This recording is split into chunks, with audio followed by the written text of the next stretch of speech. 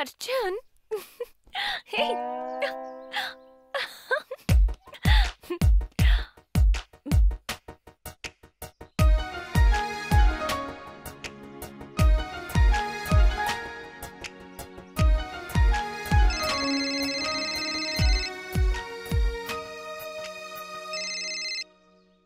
Hello madam, మీ friend అంజలిని ఎవరో చంపేశారు. ఎక్కడ? వెలగలేరు కొండ ప్రాంతంలో మేడం. నేను వస్తున్నాను. అర్జున్ పద.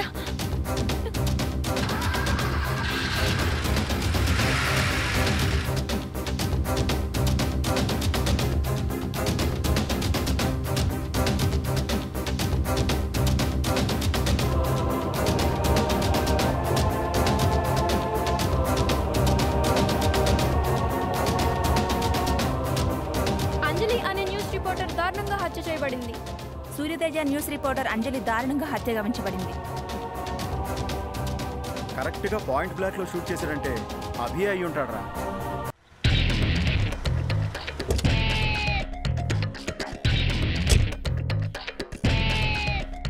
Good morning sir. Sir, Abhimanyu విషయంలో ఇప్పటికే చాలా ఆలస్యం చేశాం. అభిమన్యు గురించి ఇంకా ఆలోచిస్తుంటే కష్టం. మీరెందుకు ఆపుతున్నారో నాకు అర్థం కావట్లేదు సార్. మావయ్య, అభిమన్యు మీద షూటెడ్ సైట్ ఆర్డర్స్ పాస్ చేయడానికి ఇదే రైట్ టైం. కమిషనర్, అతని విషయంలో మీరు ఎందుకు తొందరపడుతున్నారు? సార్, విజయవాడలో జరిగిన చాలా మర్డర్స్, కిడ్నాప్స్లో నిందితుడు సార్. కాదు, ఇప్పటి వరకు మర్డర్ అయిన వాళ్ళందరూ ఎవరు? ఏదో ఒక క్రిమినల్ కేసులో విజయవాడలో పట్టుబడిన వాళ్ళే సార్. కమిషనర్, ఇంతకీ అభిమన్యు ఎవరో మీకు తెలుసా? అభిమన్యు స్వయానా నా తమ్ముడి కొడుకు. అంతేకాదు, ఏసీపీ అర్జున్కి సొంత అన్న. విజయవాడలో జరుగుతున్న ఈ నేరాలన్నింటి వెనక ఎవరున్నారో తెలుసుకోవడానికి నేను అపాయింట్ చేసిన special undercover police officer. What? Yes. పక్క స్టేట్లో ఐపీఎస్ పూర్తి చేసిన అభిమన్యుని సెంట్రల్ గవర్నమెంట్ పర్మిషన్తో ప్రత్యేకంగా నేను మన స్టేట్కి రప్పించాను. అవునా సార్? అందుకే ఇమీడియట్గా అభిమన్యుని విజయవాడలో ఆఫీసర్గా పోస్టింగ్ ఇస్తూ ఆర్డర్స్ పాస్ చేయండి. Okay sir. సార్, సునీత, మీరు లైవ్లోనే ఉండండి. సీఎం గారు ఏదో ముఖ్యమైన విషయం చెప్తానని ఇంటికి పిలిపించారు. మావయ్య, అభిమన్యు మీద షూటెడ్ సైట్ ఆర్డర్స్ ఎందుకు క్యాన్సిల్ చేయించావు? చెప్పాను కదా, అతను ఒక special undercover police officer అని. అతని ప్రతి కదలికకి కారణం నేనే. అతని డ్యూటీ అతను చేశాడు. డ్యూటీ? అసలు Abhimanyu under cover police officer అని నాకింతకు ముందు ఎందుకు చెప్పలేదు? కొన్ని విషయాలు కొంతమందికి చెప్పకపోవటమే మంచిది. అంటే వాట్ డూ యు మీన్? అందరూ ఆస్తులు పంచుకుంటారు, కానీ వాళ్ళిద్దరూ నా తమ్ముడి ఆశయాలు పంచుకున్నారు. అందుకే వాళ్లే నా నిజమైన వారసులు. వారసులా? మరిన్నాళ్ళు కుక్కలా నువ్వు చెప్పిన పని అలా చేశానే, నేనెవరిని? నువ్వు అలా అనుకుంటే నేనేం చేయలేదు. అయినా అభిమన్యు గవర్నమెంట్లో జరుగుతున్న అన్యాయాలు, అక్రమాలు చేసేవాడిని కనిపెట్టి పట్టుకుంటున్నాడు. వాటికి తోడుగా అర్జున్ హెల్ప్ చేస్తున్నాడు. వాళ్ళ దగ్గర చాలా ఆధారాలున్నాయి. చూడు శశిధర్, వాళ్ళు ఒక మంచి పని చేస్తున్నారు. మనం చేయలేని పని అవతల వాళ్ళు చేస్తే అభినందించాలే తప్ప వాళ్ళని చూసి అసూయపడకూడదు. మావయ్య, అటువంటి గొప్ప హృదయం మీకుందేమో కానీ నాకు లేదు. వాళ్ళ దగ్గరున్న ఆధారాలతో ఎంక్వైరీ పెడితే మొట్టమొదట పట్టుపడేది నేనే. షిట్! అలా జరిగితే 30 ఏళ్ల నా సీఎం అవ్వాలనుకునే కదా కలగానే మిగిలిపోతే. అలా జరగడానికి వీల్లేదు. మావయ్య, నువ్వేం చేస్తావో నాకు తెలీదు. మర్యాదగా ఎవిడెన్స్ అన్ని ఇక్కడికి రప్పించు. Yes, I want it. నా బొందులో ప్రాణం ఉండగా అలాంటి పని జరగదు. అలా చేయకపోతే నిజంగానే నీ ప్రాణం ఉండదు. ఏ బెదిరిస్తున్నావా? నేనొక్కసారి బెదిరిస్తాను, రెండోసారి చంపేస్తాను. నేను చావనైనా చూస్తాను, కానీ ఆ ఆధారాలు మాత్రం నీకు ఇవ్వను.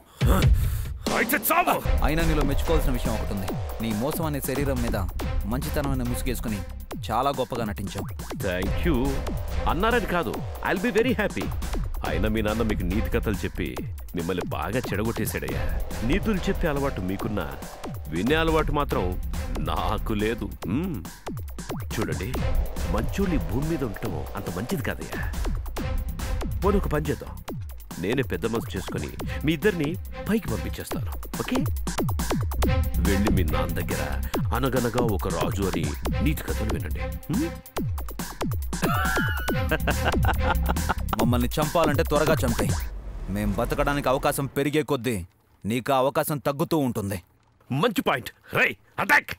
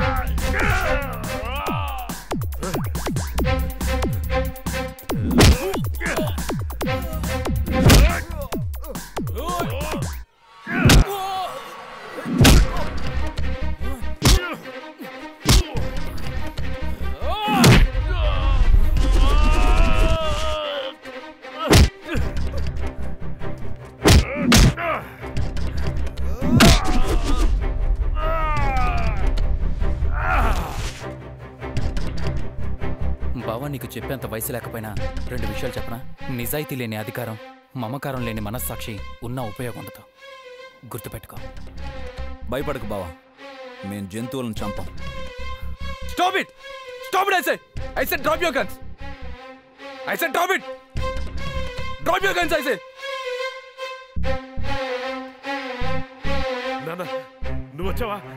నాకు తెలుసు. Thank you. మా నాన్నని చంపాక మీకెవరిచ్చారు? మా నాన్నని నేనే చంపాలి. పదండి. ఎక్కడికి?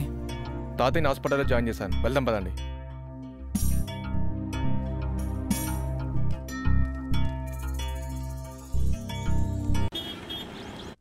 ఆరు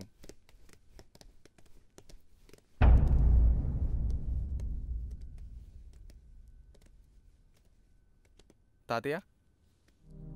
అభి, అర్జున్,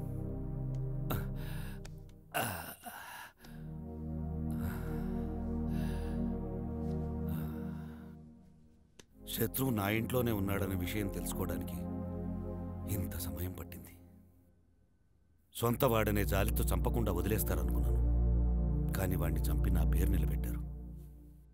న్యాయానికి నా అనే ధ్యాస ఉండదు, ధర్మానికి అయినవాళ్ళు అనే జాలి ఉండదు, చట్టానికి నేను నువ్వు అనే భేదాలుండవు. ఈ 3 పాటించే మీలాంటి వారికి అంతా నా సొంతమనే ఆలోచన ఉండనే ఉండదు. గెలిచాక ముగిసేది యుద్ధం, కానీ ప్రతిసారి గెలవటానికి చేసేది పోరాటం.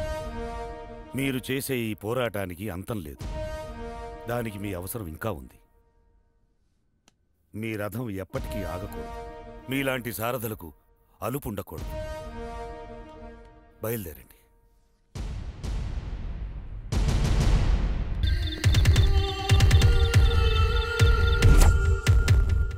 సో అలా నాకు అడ్డుగా నిలబడతాడనుకున్న మీ నాన్నని నాకడ్డు లేకుండా చేసుకున్నా.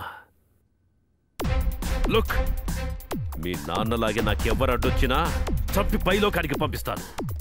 ఆ కలెక్టర్ను చంపి ఆ కేసు మీ మీదికి నెట్టింది నేనే. అంజలి న్యూస్ రిపోర్టర్, ఆ అమ్మాయిని దారుణంగా చంపించింది కూడా నేనే.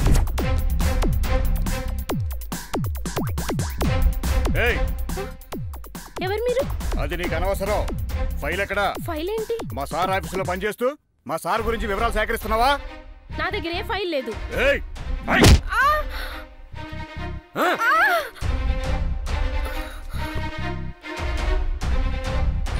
అక్కడ దాకెందుకు? నా భార్య నా కడ్డొస్తే కూడా చంపి అవతల పారేశాను. ఆఫ్టర్ ఆల్ మీరంతా. బావా, ఇంతమందిని చంపి నువ్వు సాధించిందేంటి? జీవితం అంటే వైకుంఠపాలే ఆట లాంటిది. అందులో గెలవాలంటే చాలా విషసర్పాల్ని దాటుకుంటూ వెళ్ళాలి. నేను గెలవాలంటే మీ నాన్న లాంటి విషసర్పం అడ్డొస్తుందేమో అనుకున్నాను. అందుకే కాటేసే లోపు చంపేశాను. అండర్స్టాండ్?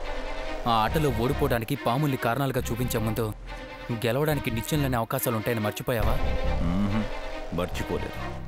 బతకడం అంటే అవకాశాలు ఉపయోగించుకోవడమే కాదు, అవసరాలు తీర్చుకోవడం కూడా. అలా నా అవసరాల కోసం కొంతమందిని చంపాల్సి వచ్చింది. తరువాత అదే అలవాటుగా మారిపోయింది. అవసరాలు అలవాటుగా మారితే బతకడానికి అవకాశాలు తగ్గిపోతాయి.